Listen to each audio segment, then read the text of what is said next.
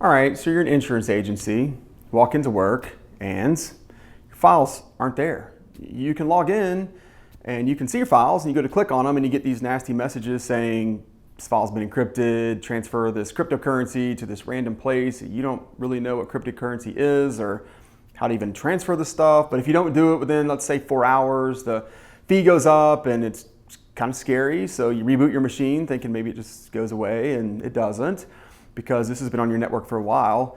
It's attached to all of your workstations on the network now, including your server and backups, and the bottom line is you're down. You're not really sure what to do. You don't have an incident response plan. You're not really sure if you should notify your clients first, or maybe your IT department or the local authorities, and it's just really scary. Unfortunately, we've seen this happen. We've seen this play out. And as an insurance company, you have special consideration because you have access potentially to some of your clients' actual infrastructure, maybe their files or computers, but you certainly have some very sensitive information depending on what types of insurance they've applied for. And there's a good chance that you're covered under HIPAA regulations, which now gets even more messy. So not just trying to scare you, but the question is, what do you do in this situation? And do you have a local expert you can bring in to talk about this? As a cybersecurity and IT experts in the area, we've seen these attacks play out time and time again, and there's a common theme as to how they happen, what happens, and the aftermath that's left to clean up once the attack has taken place.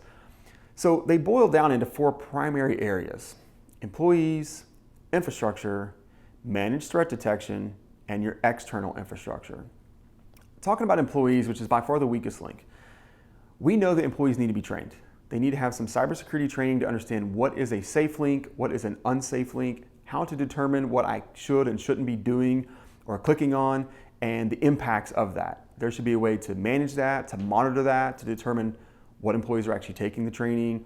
Are they becoming more aware of cybersecurity threats? That's one area that has to be taken very seriously. Second, we move into infrastructure. This is going to be basically what we call industry best practices. So infrastructure means laptops, desktops, networks, servers, switches, firewalls, anything at all that comprises your IT infrastructure. Just because it's in place doesn't mean it's in place properly. And sometimes having something in place properly is much worse than not having it at all. So when's the last time that antivirus updates were run? When's the last time that Microsoft patches were applied? Or when's the last time your backups were run? Or do you even have a backup policy? These are all the kind of things we're looking at. Do you have 2-factor authentication? Are your laptops encrypted when they leave your facility? People remoting into your infrastructure, how are they getting in? Is it secure? All this boils down into the infrastructure. Number 3, managed threat detection. So a lot of people have antivirus. We're pretty comfortable with that as a society today, and that's great. Antivirus blocks known threats. So once something has become known, it gets released into what's called a signature. When you do your antivirus updates, it downloads the latest signatures and blocks those attacks. But what it doesn't do is look for malicious activity taking place on your workstations or on your servers. So things like an attacker's already gained access through something that's not a known signature already, and they're writing scripts, or they're trying to move files across the network, or they're trying to disrupt your backup schedule. These things are not going to be picked up by antivirus. It's called managed threat detection. What you're looking for here is how quickly can I detect a threat, how quickly can I isolate that machine from the network, and how quickly can I remediate it and get it back online without letting it propagate and take down the rest of my network. So managed threat detection is something that's missing on most networks we look at.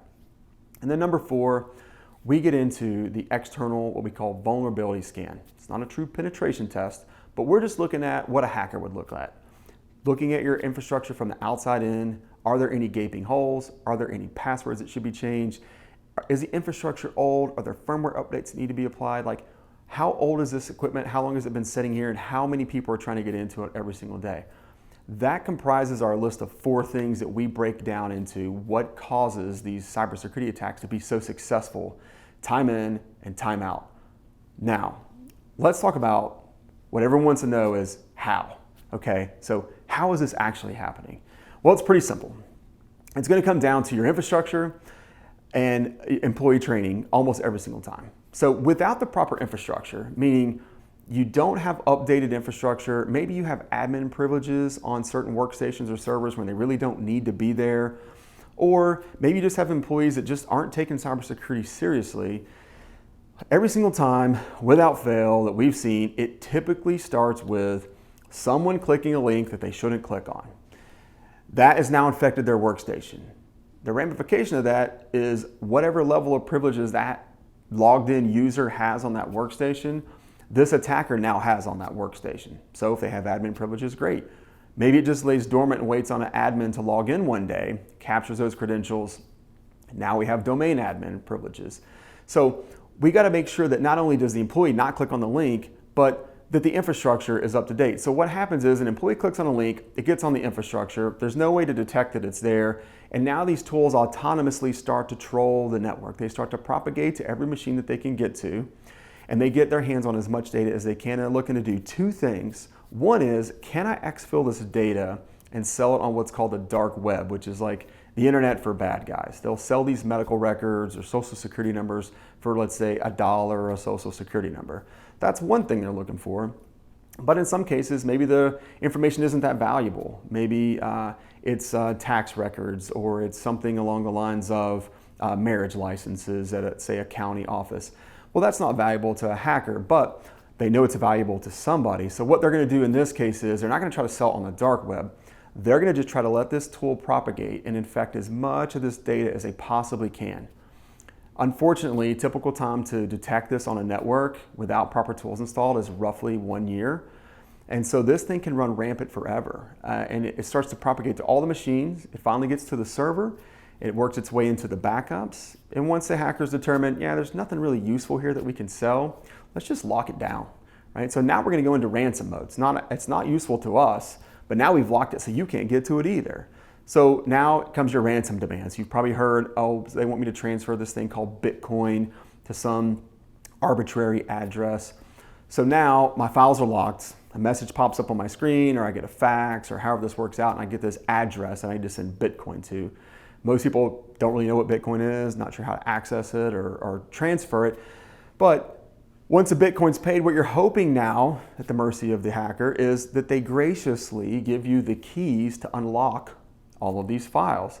And we've seen it unfortunately play out where you pay the ransom and they don't unlock, right? Or they ask for more money now. Or they give you the keys, but they determine that this is now a manual process and it's gonna take you hundreds and hundreds of man hours. So this is how the attacks typically play out. But the real danger here, and what we see, is a lot of times people are in a very stressful situation.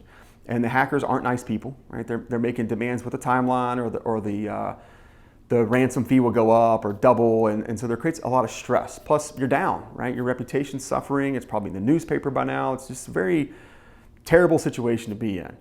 But what we see a lot of times, there's not a plan in place. And I've told people before, I said, well, one of three things is going to happen here. You're going to pay the ransom, and you're going to get the keys and the tools necessary to unlock your data. You're dealing with nice hackers, let's say. You're going to pay the ransom, and you're not going to get the tools necessary to unlock your data. Or you're not going to pay the ransom. That's your only three options. But my question is, what is your plan in all those three instances? And all too often, there isn't a plan. The plan is, let's pay the ransom and see what happens. And that's where we see this just get out of control with the really high ransoms, or no end in sight in how this attack stops. So soup to nuts, that's how it starts. It's improper infrastructure, it's improper training, and there is no incident response plan in place should something actually happen. So as a cybersecurity and technology firm, it's obvious we have ways to help mitigate this. We have tools and things that we do. We have a very defined process on not only what we do on the front end, but what we do on a daily, monthly, yearly, recurring basis to make sure that we mitigate these risks for our clients. But we understand there's still some DIY people out there. It's probably why you're watching the video at this point. You made it this far. So there's 5 things we tell people that you can do that reduce the risk of an attack significantly. It takes you from, let's say, a high likelihood down to maybe less than 10%. Number 1 is you can inventory and properly manage all of your hardware and all of your software. So everything from your servers, desktops, laptops, like what's authorized to be on your network, when was it made, what's the serial number, all of this kind of busy work, you can do that. You can do that easily on your own. The same with the software. What software have you purchased? What year was it purchased? How many licenses do you have? That's one of the first things you can do.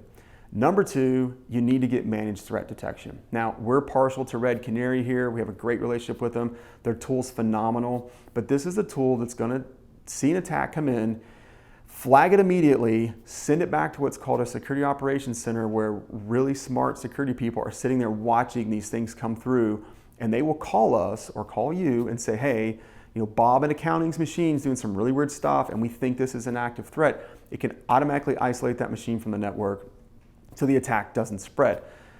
Number three, you have to do employee training. So you have to make sure that your employees are doing things like active phishing campaigns where you're sending out emails trying to entice them to click. And then a nice little video pops up and says, hey, Bob in accounting, you really shouldn't have clicked on this, and here's why. And it breaks it down so maybe next time they understand a little bit better as to why they shouldn't have clicked on the thing that they clicked on. Number four is two-factor authentication. This is something you've probably seen on some of your favorite apps that you log into, and most things right now you can do this. So Gmail, anything you log into online should have the option for what we call two-factor authentication.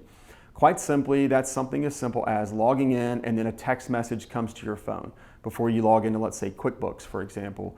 Or there's things like Google Authenticator that generate a code where you log in and it asks you for a specific code. It's just one extra measure of being able to log in to make sure that not just any old person has hacked your computer and is now logging into all of your files. And then lastly, one of the things we always recommend is take a look at your use of admin privileges. So once you give a user admin privileges on a laptop, they can do anything that they want to do. They can install anything they want to install, they can delete anything they want to delete, and they can encrypt anything they want to encrypt. But as we said before, while this may be easy for business because maybe it's just easier to get things done that way, they don't have to ask IT for permission on stuff, the danger here is that someone logs in, gains access to that workstation, and now they're an admin on that account. So those are the 5 things that you can do on your own. It's a little bit of legwork, but it's a great first step to making sure you're getting your environment a little bit more secure.